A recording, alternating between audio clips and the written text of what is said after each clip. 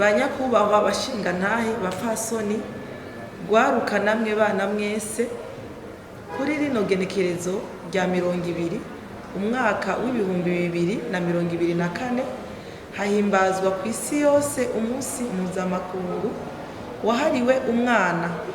Natwe nka Fondation Ndimubandi dukoraniye hano kugira twifatikanye n'amakungu mu guhimbaza agateka k'umwana uwo ari we wese, kakaba n'akaryo ko kubibutsa umwiyemezo wa twese wo gufasha abafise intege nke muri twebwe tutibagiye abana.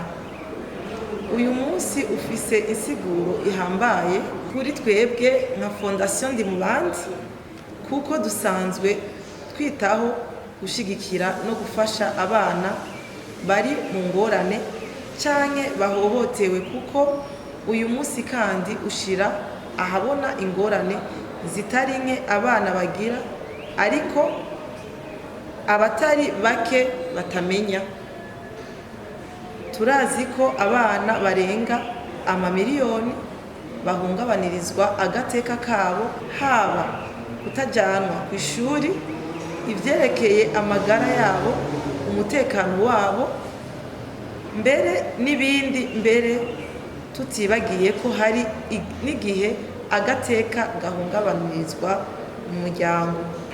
Mu bihe bimwe bimwe byaba ivy'intambara, by'ubukene canke byo gutereranwa, akenshi abana nibo bahabonera.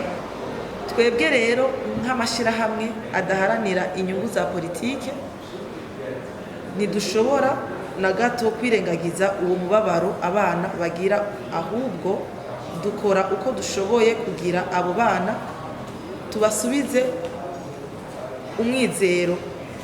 Ayo masezerano mpuzamakungu yasinywe kw'igenekerezo rya 20 Munyonyo 1989.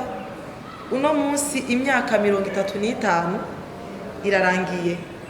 Ayo masezerano rero arimo agateka k'umwana ntahara, ariko ikibabaje nuko ahenshi usanga katubahirizwa.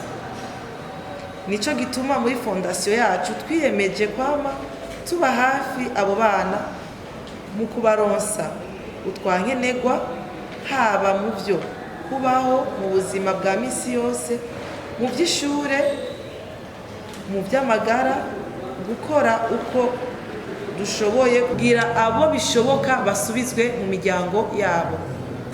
Ariko rero ibyo ntibishoboka mu gihe twese, yaba leta na twebwe amashirahamwe y'abikorera utwabo, tutoba dushize ingufu hamwe kugira duharanire ako gateka k'umwana.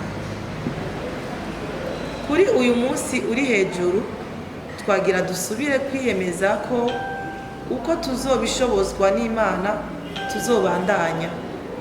Icambere, kugerageza kwigisha abana kugira ngo bazoronke kazoza keza. Ica kabiri, gukingira abo bana amabi yose bakoregwa. Ica gatatu, guharanira amagara yabo, kubajana kwa muganga bikenewe no kubaronsa udufungurwa dukwiye. Ica kane, guhimiriza amashirahamwe n'abandi babishoboye gufasha abo bana. Twese turi kumwe turashobora guhindura kazoza k'abo bana bahohoterwa, kakaba kazoza keza, bagasubira kugira umwizero. Norangiza mpamagarira uwo ari we wese abishoboye ko yova hasi twese tugashira ingufu hamwe mu guharanira ako gateka k'abana. Murakoze. Bigiriwe i Bujumbura kw'igenekerezo rya 20 Munyonyo umwaka w'ibihumbi 2024. Stella Ndimubandi arongoye ikigo Ndimubandi Foundation.